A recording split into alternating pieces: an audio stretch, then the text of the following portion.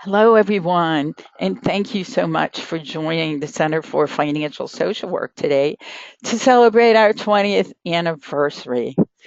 Things have really changed a lot since we began 20 years ago, and that's kind of the purpose of this webinar today is to review with you not only about financial social work, but about kind of the beginnings of the movement of financial education and how financial social work evolved and the role it's played in the past, the things we're doing now, and what we see happening in the future, again, in this area, this field, and for financial social work.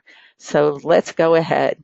Okay, so I started with our stay tuned slide because at the end of the webinar, I have some news to share with you that I think you will all like a great deal. And I know that sometimes not everyone can stay, but I'm going to go ahead and move through the presentation. We don't have any polls today so that I could cover everything and get to the part that I think you'll like a lot. So, as you know, we're looking at the past, present, and future in whatever order we do it. It's been very interesting and kind of exciting for me to put this presentation together to see that, of course, it isn't linear in the sense that we could just go past, present, future. But we try to, you know, put in some dates so that you could have a sense of how it's all come together. So in 1997, we started it all with the word feminomics, and we gave that word the definition of the gender of money. And we feel really strongly, we know that there is a very specific gender of money. We have done some webinars in the past, and those are on our YouTube channel for anyone interested in knowing more about the gender of money, which basically is the fact that women earn less, they're often charged more, they live longer, and there's a whole lot of other components that make money more challenging for women. In 2003, feminomics became financial social work. And it was probably a year or so later that we began offering the certification. And over that period of time, this whole arena of money and helping low income people it started as financial education, which I consider the teaching of the basics of money management, and financial literacy, which I consider to be evaluating how financially literate clients are, and then moved on to financial capability. How capable are clients of managing their money? Those are the pretty traditional uh, buzzwords, the words used to describe this movement, this understanding that people need help with their personal money management. And we have gone in a different direction, which I will be talking about shortly. Basically, since 2013, we've been describing the fact that financial social work isn't about telling anyone what to do. It's about teaching clients how to anticipate, prepare for, and cope with setbacks and disappointments. And it incorporates validation, recognition, encouragement, and a self assessment process which nurtures sense of self, self-worth, and self-confidence. It's about expanding self-awareness and personal growth and increasing financial knowledge. These components need to work together if we are to create our mission of sustainable long-term financial behavioral change. Okay, well, that went the wrong way. Okay, so financial social work doesn't tell anyone what to do. It motivates men and women to choose. It is about choice to be in a better place. The number one issue that I hear from across the country is how difficult it is to engage clients in this process. So certainly all of our work addresses motivating clients and engaging them. It provides the information and insight to make more knowledge-based financial choices and decisions. And financial social work supports change with a clear change process, and it supports success with 5 specific steps to success. So you can see that much of this was evolving around 2013. I keep using that mouse and it keeps taking me in the wrong direction. But ever since the inception of the certification, the model has been one that is psychodynamic and incorporates transformational learning and trans-theoretical model of behavioral change.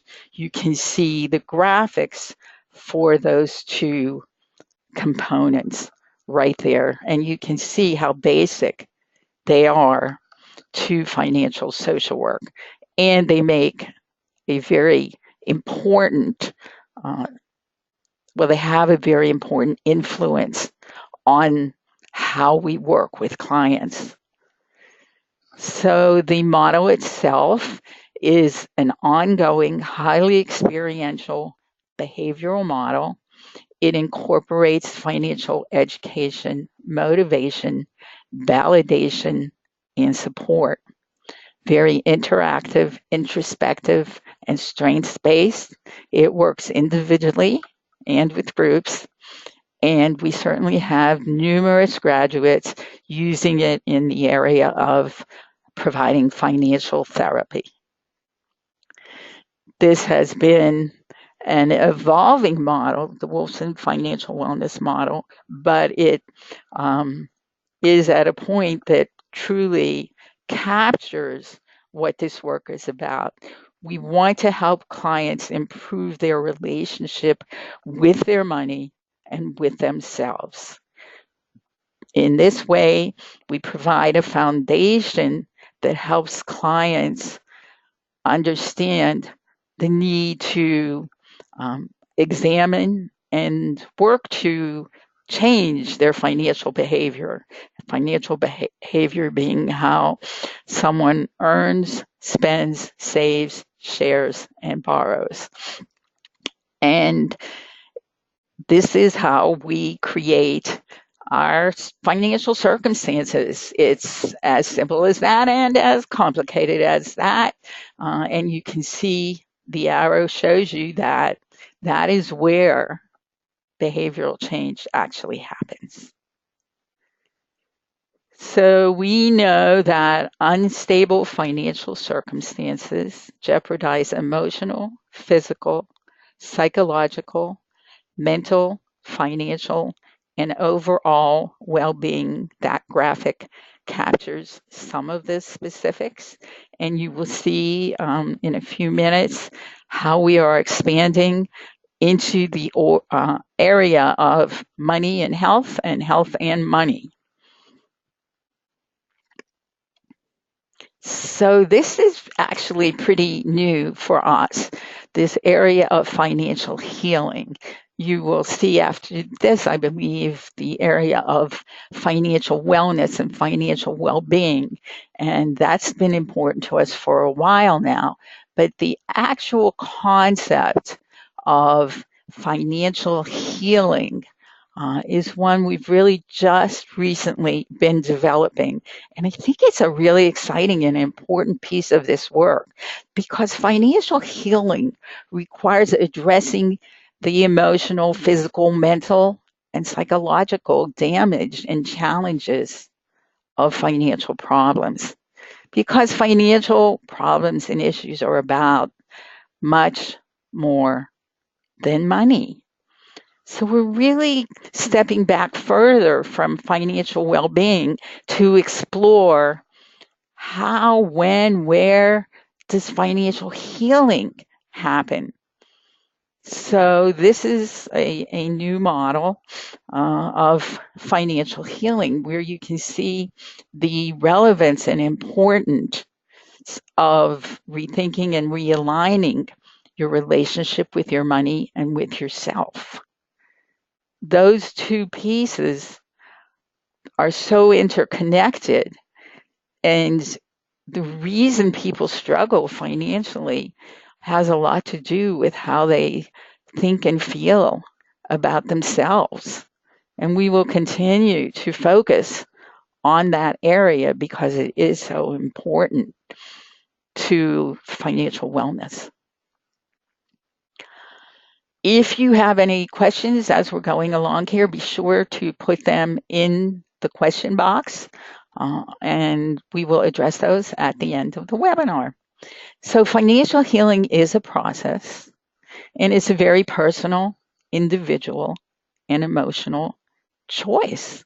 It's one that we make daily, sometimes hourly, perhaps minute by minute. We make our choices, and it's very true that our choices make us. And that is very significant when we're talking about money and about how we earn, spend, save, share, and borrow. Those determine, what we're doing with regard to our financial circumstances. So financial healing involves engaging the more creative part of the brain, using internal dialogue and self-reflection, and eschewing the dollar, cents, and math of money so that we can make peace with money. And we're about to, I think, go into your inner money self component.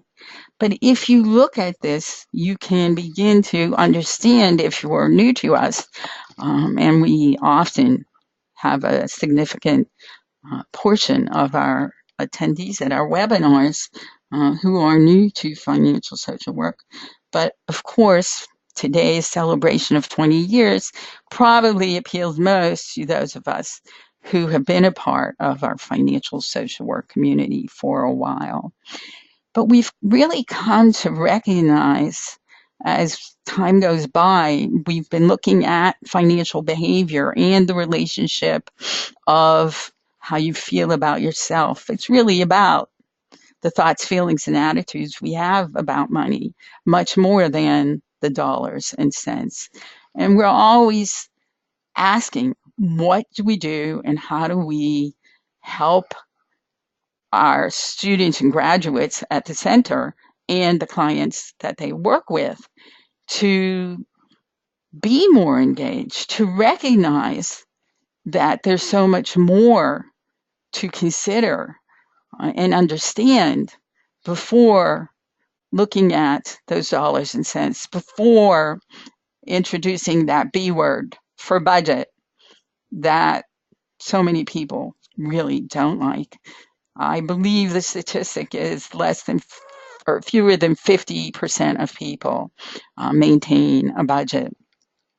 So as part of financial healing, we're saying we need to look at this from a different perspective than the dollars and cents that keep people stuck. So yes, we started really focusing on inner money self early last year. And if you haven't introduced yourself to your inner money self, you should take a moment here to think about. Even close your eyes and recognize you do have an inner money self. And that's where your financial choices and decisions come from.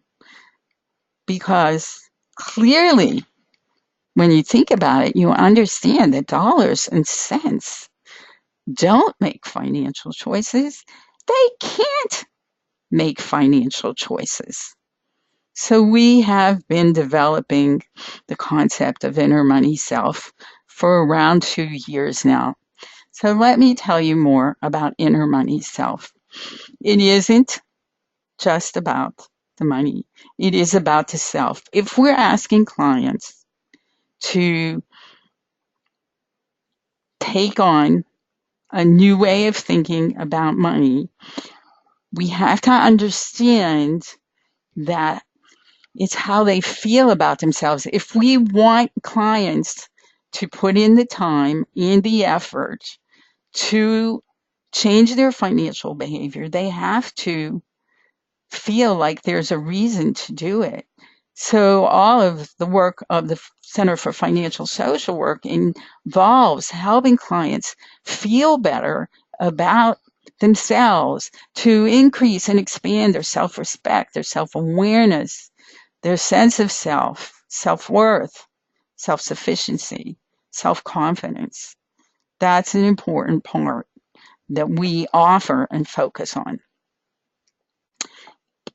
And the behavior, as I had explained earlier and like to reinforce, it is about how we earn, spend, save, share, and lend. That's a component of it. And how we plan. Planning is an important part of money management. But the behavior itself focuses predominantly on how we earn, spend, save, share, and borrow. And it is about understanding self as much as understanding the management, the money management component. So meet your inner money self.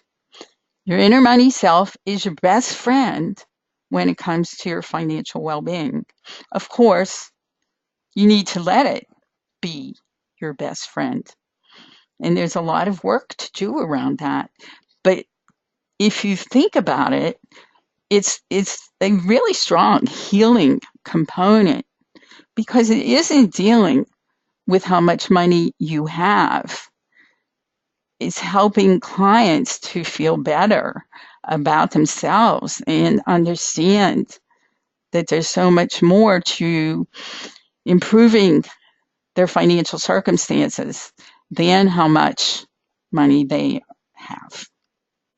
And very simply put, until you make peace with who you are, you'll never be content with what you have. So that's kind of the good news and the bad news. But I think it offers a great deal of hope to clients struggling with money management and with financial illiteracy.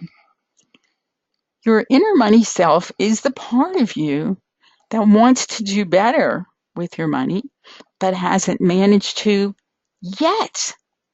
So we're talking about the fact that up till now, we haven't done better, but we can do better in the future with greater insight and understanding of self and of personal finance.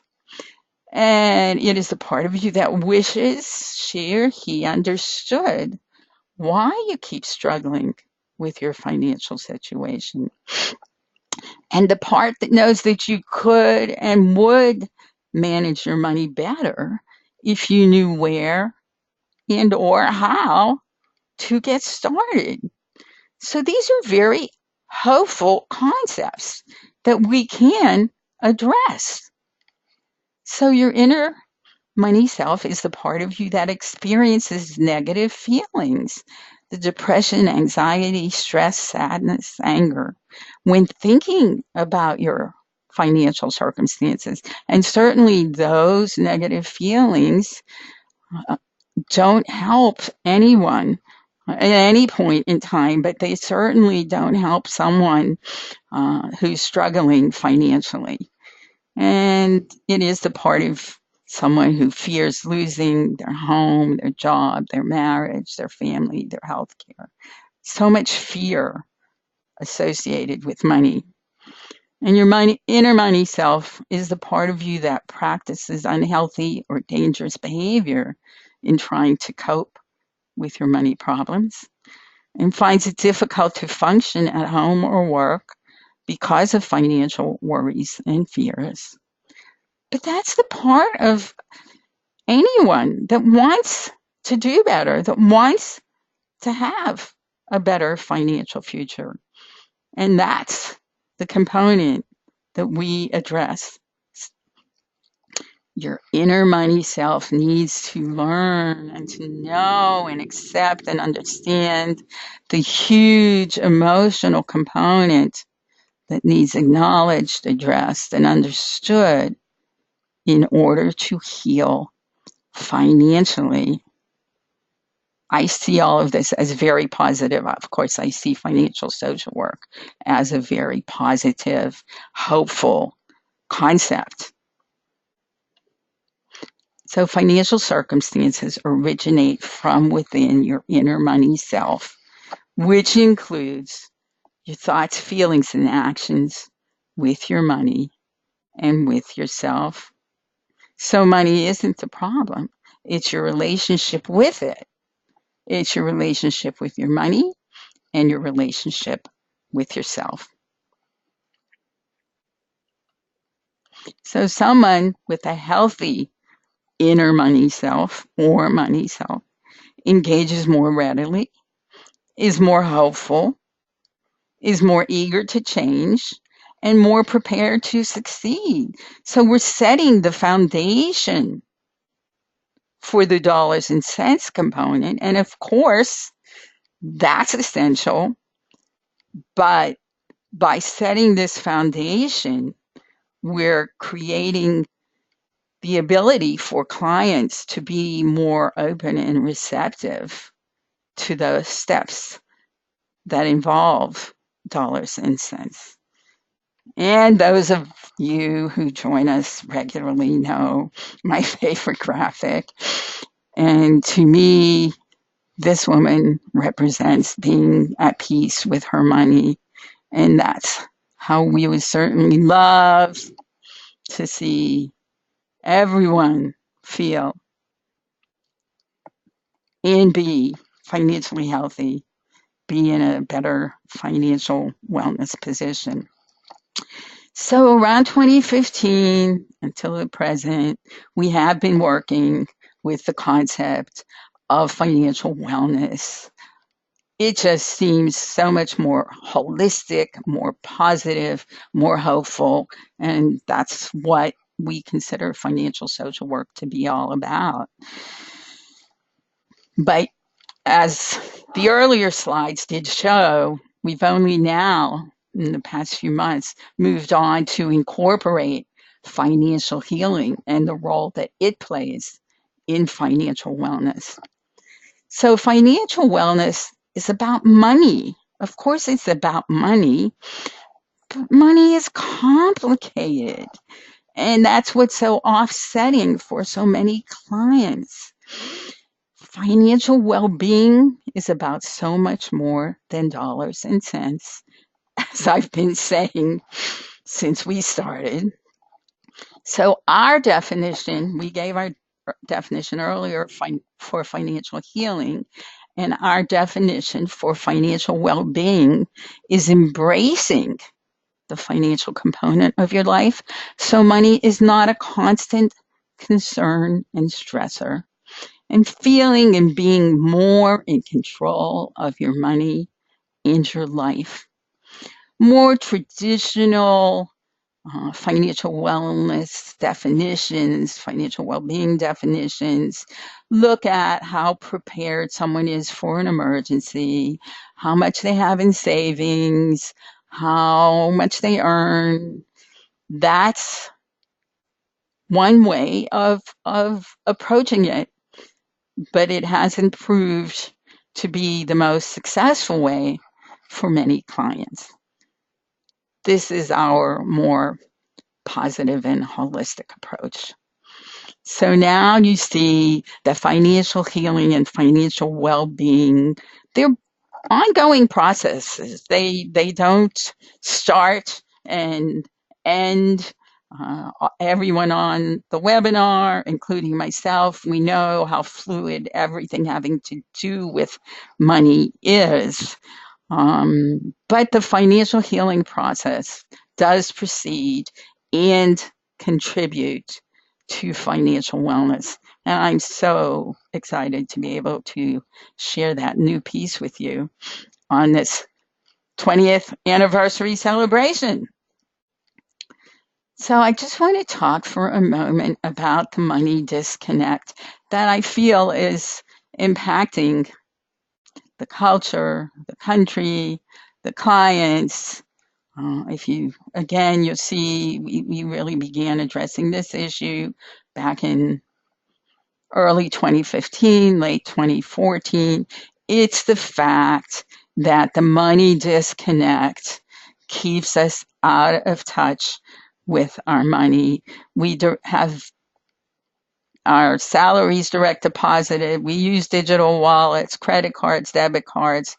We are not touching the dollars and cents. And I actually tweeted an interesting article this week on the fact, how do we teach children about money when we're not using dollars and cents? It is somewhat of a conundrum. So as banking and money management become more electronic, it creates new convenience, creates new security challenges, but according to the Federal Reserve, 22% of mobile phone owners use mobile payments.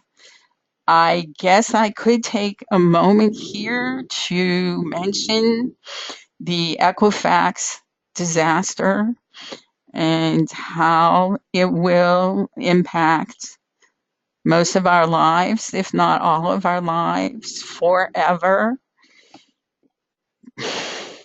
The money disconnect is one piece of that, but the whole electronic banking piece makes each of us so incredibly vulnerable to identity theft. I hope that you have frozen your accounts. At least I would suggest that on Equifax. They're giving a 1-year freeze free of charge. I would also suggest that you check your credit reports and that you pull your FICO score at least annually. These are expenses that none of us appreciate, but in the world that we live in today, this is what it is.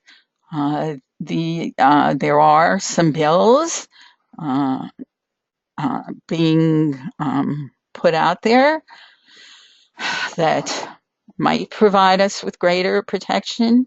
It's hard to know if they'll go anywhere, but basically, these CRAs, they make a lot of money taking our data, and they go ahead and charge all these other businesses for our information. And if we want it, then we have to pay to get our own information. I wasn't planning on going there, but I hope that was helpful to some of you. So the money disconnect changes how people spend money. And those who favor online shopping and cashbacks will be ditching real wallets to pay for everything with a phone swipe or tap. And that just continues, of course, to put all of our information out there.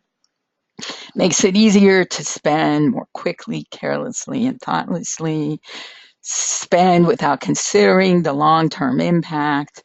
Spend without considering the time and work required to earn the money being spent. One excellent exercise you can try with clients if you're frustrated by their spending is to take the cost of their purchase, be it an iPhone, iPad, or a pack of cigarettes, and divide it by the amount of money that they earn per hour after taxes, possibly, and see how many hours they have to work to make that much money, and discuss how worthwhile the purchase is or was. So this has long been of interest to me, this connection between money and health and money. And I am so pleased that over the past year, more research has actually been exploring this. So you can see in this graphic what a significant component of your health social and economic factors are. 40%, that's pretty significant. Financial stress negatively impacts physical health. The impact of financial stress on overall health and well-being, of course, will depend on the degree and duration of the stress, but poll after poll after poll indicates money as the number one stressor for all respondents in these polls. So initial symptoms may be reflected in frequent headaches and colds. But over time, the initial stress symptoms may intensify, and additional physical problems, such as those in this list, may present.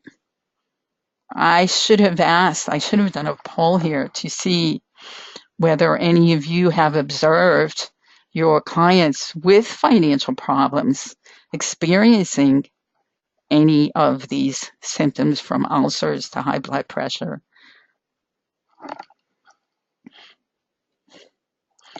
And the impact of financial stress goes beyond physical health to significantly impact emotional health. Anxiety disorders, depression, insomnia. And I thought it was kind of an interesting chart here, the pain and emotion chart. I'll let you take a look at it. I haven't had a lot of time to study it, but I think there's definitely some points there that I need to explore, not just for research.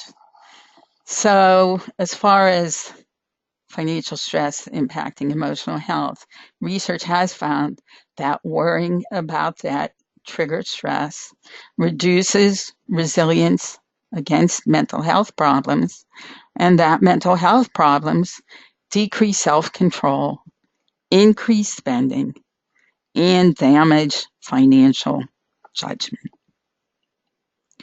And the last slide in this part from the CFED shows you the percentage reporting poor health by amount of household wealth overall and by race. It's pretty significant. So I do want to give you a little bit of time to look at that and recognize there really is a money and health and money relationship and component to financial wellness. So as we move along and begin to wind down, I want to share with you, actually there wasn't room on these slides to put the year, but this is a 2017 kind of edition. So this framework has 3 parts that we will continue to expand upon. So the psychosocial approach is that financial circumstances have much more to do with thoughts, feelings, attitudes, and behavior with money than with dollars, cents, and budgets. And I think that you probably know that from all the times I've repeated it. and you can see the various factors. Then we have the life cycle perspective. Money management is a core component of a healthy life. And it's only so recently that that has become part of the discussion. But it is very exciting to me, especially after 20 years.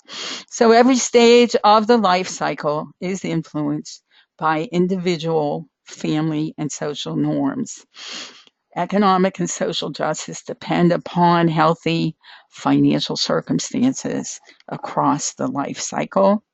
And that third part of the framework is the human rights structure, that everyone is entitled to financial well-being, including access to financial knowledge, skills, and tools, and to develop the healthy money habits and the opportunity to learn how to improve their financial behavior and decision-making abilities. So that is the most recent update on our financial social work framework. And this is how we think it looks across the life cycle. That in childhood, we should be exposing children surprisingly early. I have lots of good material on that. So that they begin understanding money at a very early age. And looking at this now, I can see that I think we might put another step in between childhood and preteen, but certainly, and certainly, you know, from probably 8 to 12, we should be doing discussion. We should be talking to our children. The bottom line is, while some states are doing a little more with regard to financial education in the schools, most are not. There's a lot of statistics out there if you care to see who is and who isn't, but it's very disappointing that we do allow our young people to finish high school without knowing more about personal finance. And for that percentage that goes on to college or university, they then go on and borrow all this money without really understanding how it will impact them for the rest of their lives. And all of the other young people also have no idea how to manage their money. So in adolescence, we should be doing more hands-on and experiential learning. These are excellent ways to help clients. We need, if we want to create a better world financially, if we want to empower clients, we need to raise generations of more financially literate young people instead of continuously raising generations of financially illiterate men and women. And so if we help parents who too often don't feel confident or competent about discussing anything having to do with money with their children, not understanding that the children are learning through observation, through seeing fights and arguments and problems. We want to empower parents to do more teaching about personal finance. And there's so many ways to do this experientially with adolescents. And into young adulthood, we want to encourage and make sure that young adults are practicing and learning more about money, because today's society expects us to be more in control of our money.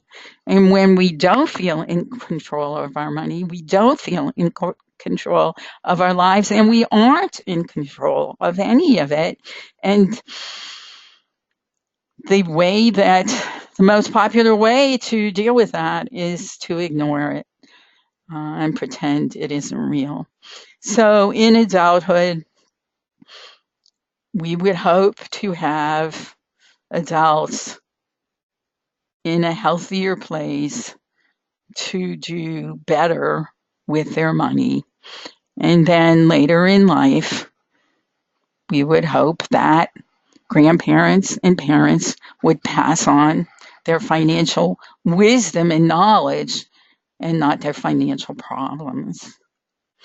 So we have broken down the stages from infancy into adulthood, and could quickly share that it's so important in infancy. The whole future for a child is being developed. If parents start saving for college, and if as a young person we're teaching children by a healthier example, as well as specifically about money. And we could go through all of these stages, but I still have some things to share with you that I know you're going to want to know about, and I want to leave time for questions if you have any. So I do want to share with you that we have a beautiful, beautiful new website that we're so very excited about. We do believe that financial well-being starts there, and you can see that we now work with individuals as well as professionals and organizations. And you can see the simple layout, the products up at the top, and the resources. And we hope that you'll visit. And you may specifically want to visit where I just showed you the resources there, because on the resource page is where you can get quite a few free ebooks and handouts, but also we have posted our November webinar, and I think that many of you, okay, well, that's not it. Let's see. No. Okay. Well, I guess a few slides down will show you what that webinar is, because I think it's going to be one of the best ever. So Financial Social Work 2018 and beyond, we do have some very exciting things planned. I couldn't decide if we should talk about them right now, or maybe just invite you to stay tuned, because you can see how we've developed some new and exciting concepts in recent months and during this year. And we're going to continue developing those and more things, new things for clients and new things for professionals. So I think that's where we'll leave that. And I'm going to share our products with you, which we don't always do, but there is a reason I want to share them with you. So our certification is self-study and self-paced. Our students have 6 months to complete the certification and 2 weeks to complete the online final exam. If you didn't know it, our curriculum has been taught at the University of Kentucky. We are in the online Encyclopedia of Social Work and in Wikipedia. And we did bring financial social work to Hong Kong this year, and we'll be going back next year. And the certification does include 20 CEUs. Additionally, we have our graphic money guides, which are simple to understand and clearly explain the financial topics and concepts.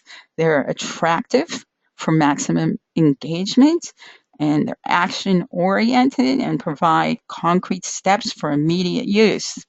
So one of the most important and exciting parts of this is the fact that they can be reproduced an unlimited number of times. So they are meant to be used with clients and given to clients so clients can take notes on them and then can take them home to reinforce the learning. And on the right side of the slide, you can see the various topics that are covered. And we have our support group kit, and that includes the training manual and the 5 workbooks. And once again, these materials can be reproduced within your organization an unlimited number of times so that you don't have to recreate the wheel. You can pick and choose from each of those 5 workbooks or reproduce the whole workbook using them to help your clients create and increase financial well-being. So, okay, I thought we were going to get to the big news. You gotta wait one more second. We do this free monthly webinar throughout the year, though probably not this December.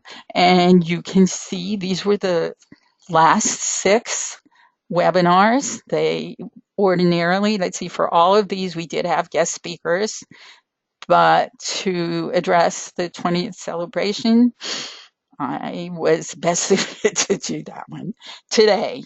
And I created one for next month also. So here is the one for next month. On November 9th, we will be looking at helping clients cope during the holidays, financially, emotionally, and physically. So we'll have a 5-step system for client holiday health and the 15 most proactive holiday health techniques to share with clients. I think there's going to be a tremendous amount of information for everyone, and we will be have a giveaway of a guide, including all of this information for those who attend. And that is posted on our website, so you can register today. So here is our big news and the reason I shared those 3 products with you. To celebrate our 20th anniversary, we are offering a 20% off site-wide discount. We've never done that before, and I don't know, but I doubt that we'll do it again.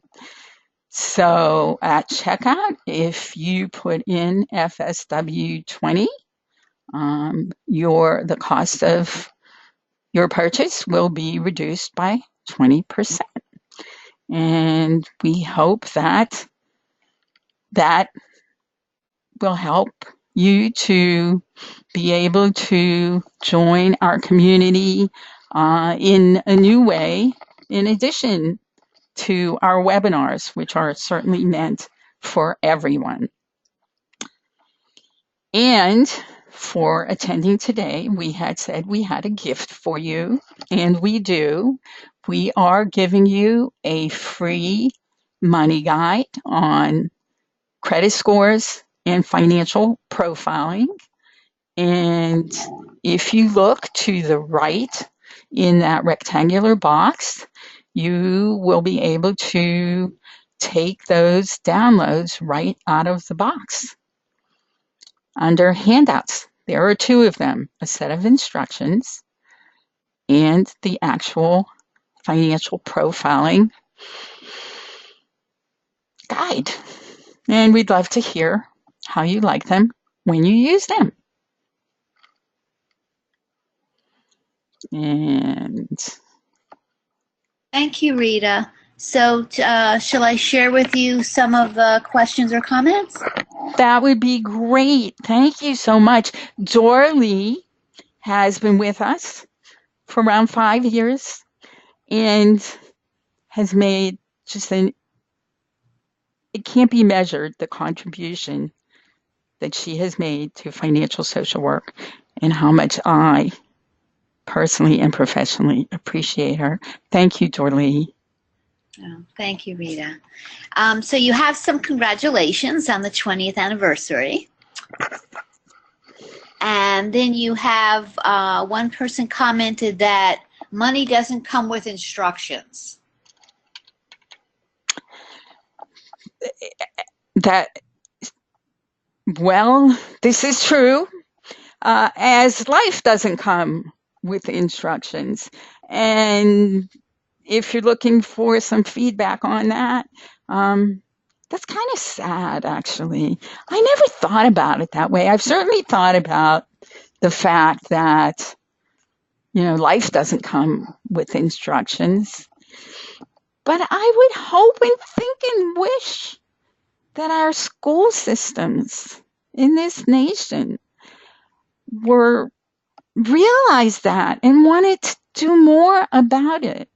A brief aside to that is that the work I'm doing in Hong Kong and with Hong Kong is because they feel it's so important in high school to teach financial literacy, financial education. And we don't seem to consider that quite as important. So I think it's a part of our work as whatever title. We have financial coaches and certainly financial social workers here and financial educators. I think it's part of our work to help our clients to be better, healthier financial role models and teachers to our children. We have a number of recorded webinars on our YouTube channel about teaching children about money. You can watch them. You can have your clients watch them. We are just going to continue to raise financially illiterate men and women until we do something about this on an education, on the level of our education system. But I believe that each of us has a role to play in helping our clients and their children and our own families, because we created the certification so that every single one of our graduates is in a better financial position than they were before they started the certification, and in a better position to be better role models and teachers to their own children. So thank you for that comment. Okay, thank you. One person commented regarding the whole connection between health and money. I had a client that was hospitalized in the ICU for a week for ulcers due to stress, which was mostly related to his financial situation. Honestly, I said how excited I am that we're finally getting research that we can point to. I've always recognized this, and I'm sure you recognize that, but it just wasn't something that we talked about. But then again, most professionals are not talking about money, social workers, not social workers. And I understand, there's so many issues that clients have. But if you really stop to think about it, many of those presenting problems have a financial component, or the fact that clients can't get help because they can't afford the help. I'm sorry about that client. We just have to do better. Hopefully, you're able to help that client more now. Thank you. Another congratulations on your 20 years. I am lucky that my sophomore in high school has an excellent program. Her brother is majoring in business and financial planning in college now. There is hope. Well, I appreciate that. I'm hopeful. Listen, over 20 years, the first 12, 13, 14 years were pretty much uphill. being told that there was no such thing as financial social work and being told that we shouldn't talk to clients about money. It was only in the early 2000s that the whole financial education, financial literacy movement began. So it, it's better now. It is much better. It is much better. There is more awareness, and I'm glad to hear that, and I appreciate your sharing it. I guess Okay, I thank just you. want us to do more. Dorlee, do you have any comments on any of these? Um, Sorry, no, there's one more person who said that we are working on this as we speak, the Be Smart project. Have you heard about that? No, no. Hmm. If Um, if no, that I second everything that you have shared.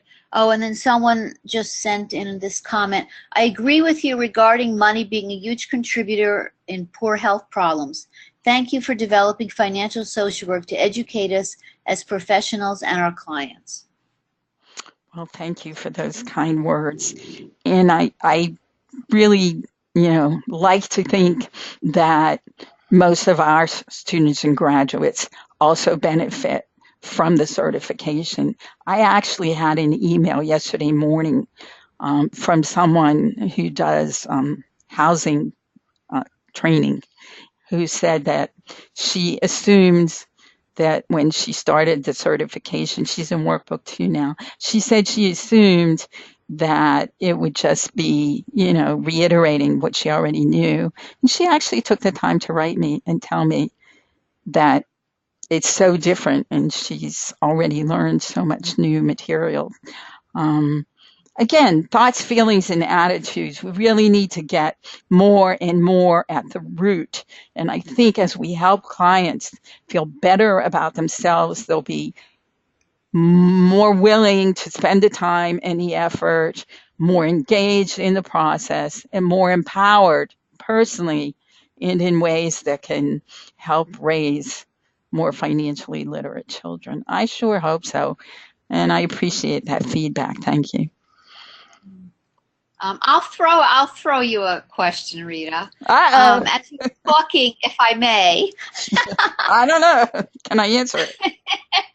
as you were talking about the whole connection between health and money and your relationship with yourself, it occurred to me that one area we haven't delved in yet, which could be a fun area to go in the future, is what about the connection between a person's relationship with money and their relationship with food? Oh, Dorlee, it's so true, Dorlee. It is so true. When I had a practice, I had some clients that made that so obvious to me. But did you see on the that one health slide, the obesity as a physical illness? Sure, sure. What a great way to stuff your fears, your worries, your feelings. I know it kind of intimately myself. Um, And kind of like the whole concept of scarcity versus not having yeah. enough, and then perhaps reaching for food, and perhaps too much food as a way of compensating for some scarcity that one felt in one's childhood. Very powerful, Dorley. Very powerful. Absolutely. It was really fascinating for me to have that opportunity to work with these different women. And again, it was women. Um, okay, that's definitely something we should look at. Well, we both know, and everybody on the webinar knows, how challenging, how many different areas there are. And I know we have to, keep focusing on helping the most people that we can. And I think that we at the center have made a lot of progress with that and will continue to. Thanks, Dorley. Thank you. And then one more person is asking about a copy. They didn't hear clearly at the beginning when you started how we only share a video recording of our presentations and not hard copies. Sorry about that. Yes, but you will receive the recording. Usually when we do a Thursday webinar, it's not until the following week. But we do post them on our Facebook page, our website, and our YouTube channel. So you can access them at any of those places, but you will get it via email. And we hope that you'll get a lot more from it the second time around. Oh, one more question. What was the name of the teen program? Not sure. Was that program that you mentioned before that you asked me if Be Smart? Maybe the Be Smart? I don't know, because I don't think I didn't mention any kind of program. Right. It may have been, yeah, someone who said we're working on that, the Be Smart project. So I guess that's what they were referring to. Yes. Okay. She's happy. Okay. Well, Thank you. that's good news. There are people working on different pieces and different programs. Some of them are local, some of them are they're not that statewide, I don't think. But there can never be too many. Um, just there can't be too many. If anybody is doing any kind of advocacy work, I think we need to advocate on the state levels to get this into the education. I can share with anyone who's still, with us that I tried doing some financial wellness materials in the school my grandchildren go to, and they just didn't have time. I've done it in their classes each year. They're in second grade now, but they didn't have time in the curriculum. Really, really. How do we think it's okay to let young people go out and take student loans and get credit cards? I don't get it. And it's not that there aren't a lot of problems in this world today, but I think as much as what is it? Death and taxes. I don't know anybody other than kids maybe under 8 or 9 that don't have to deal with money every day. I Um, don't. Go ahead. oh, sorry, Rita. One person is asking, how long does the 20% discount last? What a great question. What a great question. I forgot to ask Eric. I'm pretty sure it's 2 weeks. I'll say 2 weeks. And if anybody tries to do this 2 weeks from tomorrow, and if it doesn't work for anybody in 2 weeks, just email me at Rita at Financial Social Work. I actually meant to ask Eric. Good question. Is that it? Yeah, and I guess one person is clarifying that I guess that Be Smart program, I thought I sent a link to everyone, but that it's referring to Baltimore City. It's a small program. Baltimore, well, Maryland is so innovative and does so much with financial education. In my next life, I'm going to live in Maryland. They do wonderful things there. That's a good. They they do good things. Well, thanks for clarifying that. But there are programs. They're just not universally available. They're not where you can see them or find them. Um, and I think that we fill that void. Our graduates are able to use all of the original materials in the certification one-on-one with clients. And then our other two products are meant to be reproduced. There's nobody doing anything like that telling you, go ahead, you can reproduce these materials for one low fee. So there you go. That it, Dor? Yes, that's it. One thing, oh wait, one person just said something. I have been speaking to my moms about toxic relationships that affect their money choices. I work with mostly single moms and children, and the love thing gets them in so much trouble. Wow. Wow. That makes so much sense. Probably because she's spending her money on this guy or on things that she thinks he'll like or on clothes that she thinks he'll like. And I'm pretty sure there aren't too many women in the world that haven't, in some way, shape, or form, done that. Kind of reminds me of the Me Too hashtag. I mean, these are the things women do. I'd love to know how you're working with that client. If she's able to hear you at all.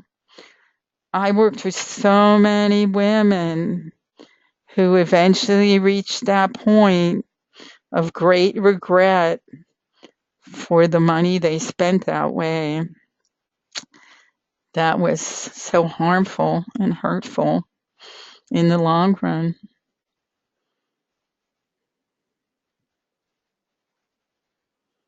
If you I want, think that's it, Rita. One thing you may just want to mention is that those sheets, those money guides that we are offering, 7 for the $99, mhm, that it's not that each one has actually a front and a back, so that you're actually getting much more information than what you're seeing, like in terms of like that first topic for each item. that's, I don't know if you want to like show that like picture up on the screen just so that they know what we're referring to. oh yes, there is a lot. Well, if they take the gift, they'll see that too. Eric Dorley had actually pointed out to me that most people don't print on two sides. My great idea. So that actually, I think there's eight. And so I think that 1, 2, 3, 4, 5, 6, 2, 4, 6, 7, whatever. There's like 14 pages of content that can be reproduced as many times as you need or want. So those are all of the topics over there. Thanks, Dorley. Okay, thank you. And thanks everybody for joining us. And it meant a lot to me and to Dorley. And we appreciate your feedback. We appreciate having you in our community. And I hope we'll see you back here next month because I think that's going to be another wonderful webinar. So have a beautiful rest of the day, everybody. Take care now. Thank you. Bye bye. Dorley, thanks so much.